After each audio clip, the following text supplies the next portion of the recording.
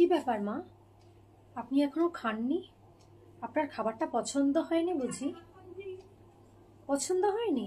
ঠিক আছে, কোনো অসুবিধা নেই, আপনাকে খেতে হবে না। যান, ডাস্টবিন আছে, ডাস্টবিনে ফেলে দিন। আর নিজে রান্না করে নিজের পছন্দের খাবারটা খেয়ে নিন।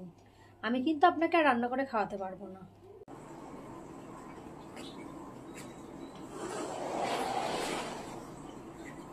আমি আমার কাজ করতে বাইরে যাবই।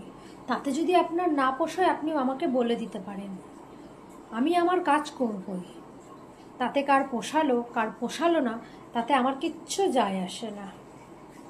আমি আপনাকে বলে দিলাম। লোকজন আসবে তো আমি কি করব?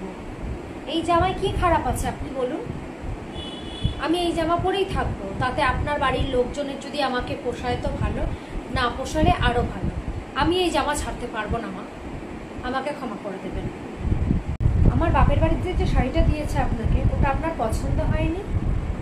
না না, মানে ফানের কোনো ব্যাপার না, আপনার পছন্দ হয়েছে কিনা সেটা বলুন। ও পছন্দ হয়নি, কোনো ব্যাপার নয়, ওইটা আপনি আমাকে ফেরত দিয়ে দিন। না মা, নতুন শাড়ি দেওয়া তো আর সম্ভব না, কারণ এত দূর থেকে আমার বাবা মা গাড়ি ভাড়া করে আপনাকে আর নতুন শাড়ি এনে দিতে পারবে না। যদি কখনো আবার সম্ভব হয় আপনাকে নতুন শাড়ি দেবে। এবছর থেকে আমি বাবা মাকে না করে দেবো আপনাকে পুজোর সময় নতুন শাড়ি না দিতে। তাতে আপনি আমার বাবা মার উপরে আমার উপর রাগ করলে করবেন, আমার তাতে কিচ্ছু যায় আসে না।